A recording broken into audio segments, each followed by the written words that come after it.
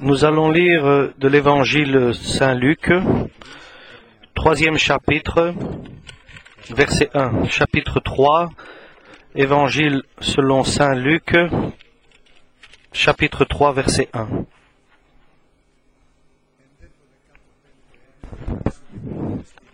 La 15e année du règne de Tibère César, lorsque Ponce Pilate était gouverneur de la Judée, Hérode, tétrarque de la Galilée, son frère Philippe, tétrarque de l'Ithurée et du territoire de la Trachonite, Lysanias, tétrarque de l'Abilène et du temps des souverains sacrificateurs Anne et Caïaphe, la parole de Dieu fut adressée à Jean, fils de Zacharie, dans le désert. Et il alla dans tout le pays des environs du Jourdain, prêchant le baptême de repentance pour la rémission des péchés. Selon ce qui est écrit dans le livre des paroles d'Ésaïe, le prophète, c'est la voix de celui qui crie dans le désert. Préparez le chemin du Seigneur, aplanissez ses sentiers. Toute vallée sera comblée, toute montagne et toute colline seront abaissées. Ce qui est tortueux sera redressé, et les chemins raboteux seront aplanis. Et toute chair verra le salut de Dieu. Il disait donc à ceux qui venaient en foule pour être baptisés par lui, « Race de vipères, qui vous a appris à fuir la colère à venir? Produisez donc des fruits dignes de la repentance, et ne vous mettez pas à dire en vous-même, « Nous avons Abraham pour père. » Car je vous déclare que de ces pierres, Dieu peut susciter des enfants à Abraham. Déjà même, la cognée, la hache est mise à la racine des arbres. Tout arbre donc qui ne produit pas de bons fruits sera coupé et jeté au feu. La foule l'interrogeait, disant, « Que devons-nous faire donc ?» Il leur dit, « Que celui qui a 2 tuniques partage avec celui qui n'en a pas, et que celui qui a de quoi manger agisse de même. » Il vint aussi des publicains pour être baptisés et lui dire, « Maître, que devons-nous faire ?» Il leur répondit, « N'exigez rien au-delà de ce que vous a été ordonné. » Les soldats aussi lui demandèrent, « Et nous, que devons-nous faire ?» Il leur répondit, « Ne commettez ni extorsion, ni fraude envers personne, et contentez-vous de votre solde. » Comme le peuple était dans l'attente, et que tous se demandaient en eux-mêmes si Jean n'était pas le Christ, il leur dit à tous, « Moi je vous baptise d'eau, mais il vient celui qui est plus puissant que moi, et je ne suis pas digne de délier la courroie de ses souliers. Lui, il vous baptisera du Saint-Esprit et de feu. Il a son vent à la main, et il nettoiera son aire, et il amassera le blé dans son grenier, mais il brûlera la paille dans un feu qui ne s'éteindra pas. » C'est ainsi. Amen.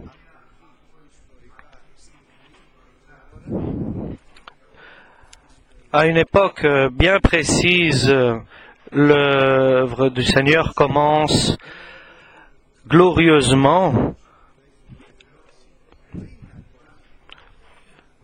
Une œuvre que Dieu avait déjà préparée avant déjà qu'il crée le ciel et la terre. Il a préparé le salut de l'homme. Que veut dire le salut?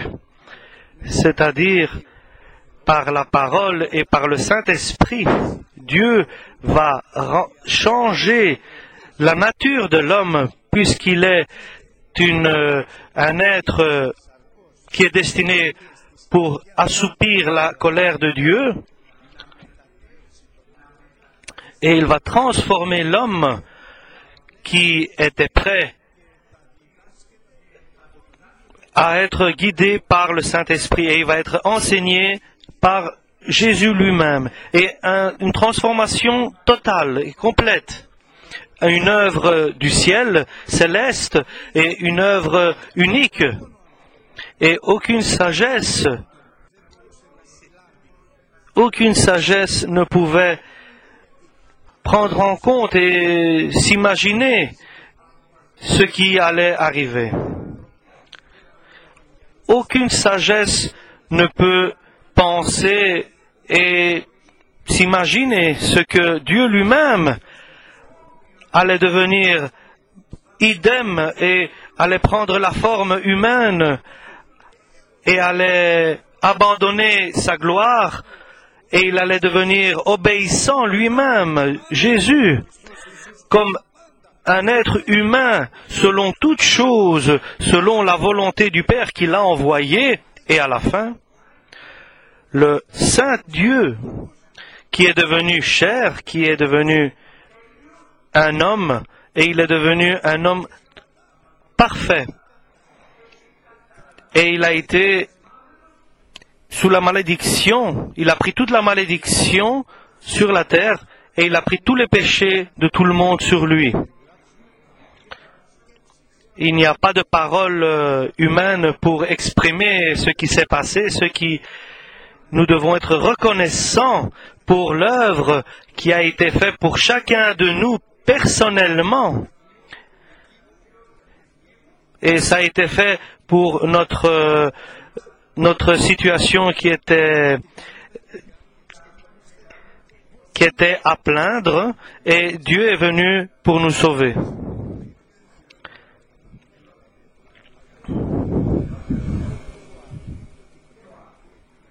Nous sommes sans valeur, mais le message d'aujourd'hui, ce n'est pas cela. Le message, c'est l'œuvre du Seigneur. Comment a commencé l'œuvre du Seigneur? Comment a commencé tout le projet qu'avait prévu Dieu avant la fondation du monde? Alors ici, nous avons tout préparé. Nous avons construit un four, et là, nous avons préparé le bois, nous avons tout préparé, et il manque de mettre le feu. Et le feu, c'est quoi? C'est la voix de celui qui crie dans le désert. Et comment cette œuvre, ce projet commence? Ça commence par la voix d'une personne qui est prophétisée et qui est lui-même prophète, lequel est né par un miracle. Et nous pouvons dire, il a vécu une vie difficile, il était habillé de peau de chameau, et il avait une ceinture de cuir, et il vivait dans le désert. Et sa nourriture était des sauterelles et du miel sauvage.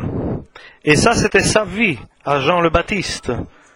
C'est lui que Dieu a choisi, et cet homme-là a décidé de l'éduquer, et il l'a éduqué dans le désert depuis ce jour de sa naissance, puisque avant que le chrétien entre dans la bénédiction, sa vie est dans le désert. L'homme est seul avant de rentrer dans la bénédiction de Dieu. Il est seul avec Dieu, lequel lui donne tout ce qu'il a besoin. C'est lui qui s'occupe de tout ce qu'il a besoin, parce que nous savons que ceux qui sont à l'extérieur de l'Église, ils bénéficient de tout ce qui est de ce monde. Et si nous n'arrivons pas à nous libérer de ce qui est dans ce monde, comme souvenez-vous, Saoul, le roi,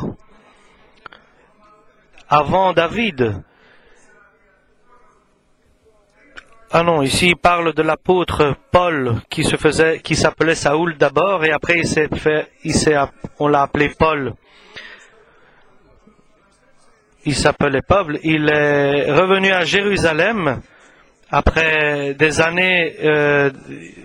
Il était parti en Arabie pendant 14 ans, puis il est revenu à Jérusalem, et il a dû rester un moment dans le désert.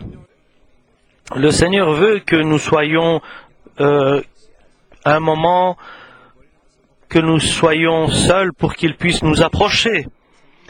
Parce que lorsque nous sommes avec plusieurs, alors nous n'avons pas beaucoup de temps pour le Seigneur.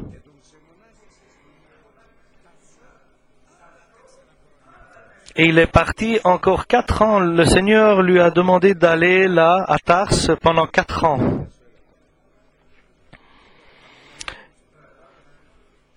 Et son œuvre a été différente après lorsqu'il est revenu parmi les gens. 30 ans, il était dans le désert, Jean le Baptiste. Et il se fortifiait et il grandissait en puissance et en force parce qu'il se préparait à se révéler au Israël. Mais il y a eu un instant, Dieu va le révéler. Que veut dire va le révéler? Il va le présenter. Et ici, nous n'allons pas tous devenir comme des Paul ou des Jean, mais le Seigneur œuvre avec chacun de nous différemment. Jusqu'au jour où le Seigneur va te présenter à d'autres ou va te préparer pour une œuvre. Et il faut que d'autres te voient et qu'ils disent et cela ne se fait pas humainement. Et par Dieu, par le Saint-Esprit, cela se fait. Lorsque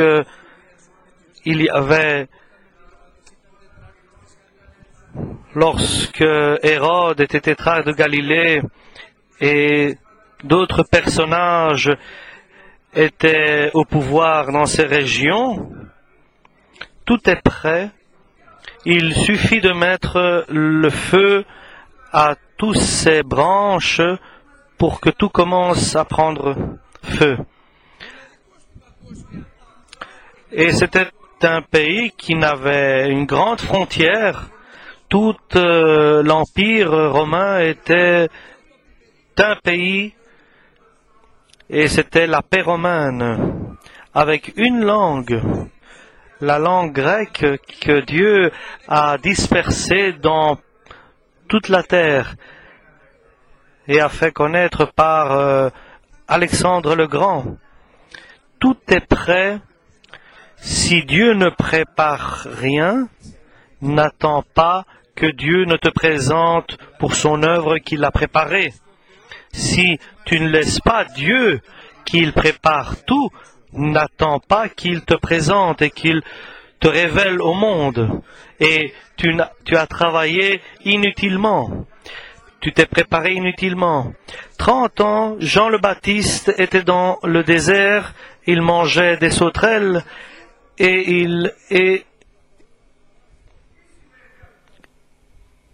là, il était dans le désert. Il y a eu aussi d'autres qui ont dû passer des moments dans le désert. La vie a une destinée, et une destinée bien précise. Est-ce que l'œuvre aurait pu se terminer par Jean le Baptiste?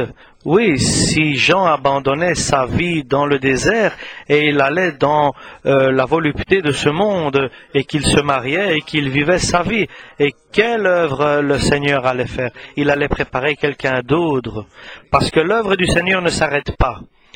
Dans notre personnelle vie, il peut s'arrêter, mais pas son œuvre, son projet en général. Le Seigneur peut changer, il peut, parce que nous pouvons changer nous-mêmes par la pression de notre cœur.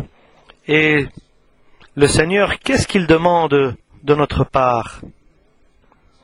Il veut que nous nous soumettions à sa volonté et que nous prenions la croix et que nous la portions tous les jours.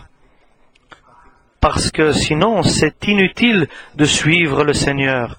Sans prendre la croix sur toi, quelle est la croix? C'est d'être seul, de prendre un chemin que tu le prends seul et c'est ton chemin personnel. Et ce chemin, tu ne peux pas le mettre sous la croix si si tu te libères pas de toute gloire et de toute prétention que tu as pour ta propre personne, reconnaissant que tu es sans valeur, inutile. Sans le Christ, nous pouvons rien faire. Rien, absolument rien. Et nous serons sans aboutissement et sans résultat de A jusqu'à Z.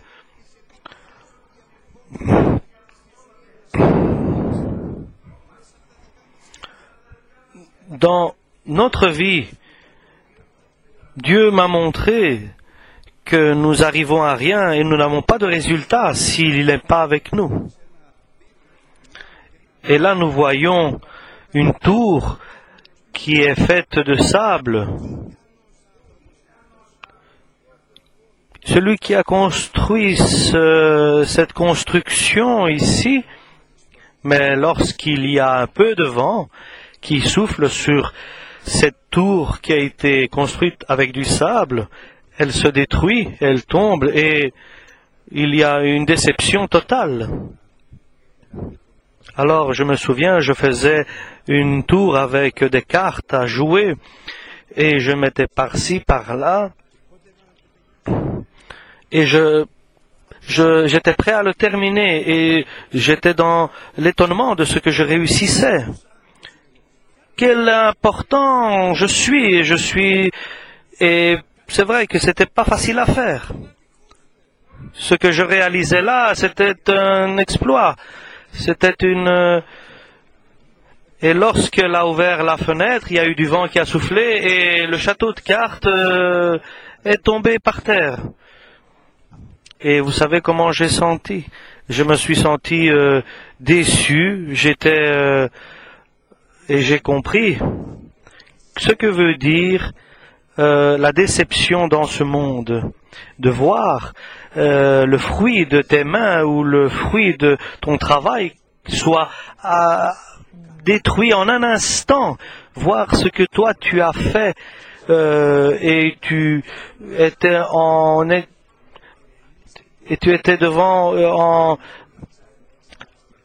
tu le mettais très en valeur. Et tout cela, d'un petit vent, tout cela a été détruit. C'est comme cela qu'est l'homme qui regarde à son travail, qui a de la fierté de ce qu'il fait. Il y aura un instant que quelqu'un ouvrira la fenêtre et le vent soufflera. Et alors rien ne restera debout. Et c'est pour cela que je vous dis que nous devons revenir en nous-mêmes et de comprendre l'œuvre du Seigneur dans notre vie pour que nous comprenions pas ce qui se veut dire de la déception qui vient dans notre vie. Lorsque l'œuvre que tu fais est faite par le Seigneur, tu n'auras pas de déception et au contraire, tu vivras des moments que personne n'aura vécu dans ce monde. Et ainsi, 30 ans, il est resté fidèle dans le désert et il ne pensait pas à partir parce qu'il était obéissant jusqu'à la mort aux paroles de Dieu, que Dieu va venir un instant, il va me révéler au monde et j'ai un service à accomplir et je vais crier, repentez-vous, parce que le royaume de cieux est proche, mais pas par ma propre volonté, mais sans réflexion.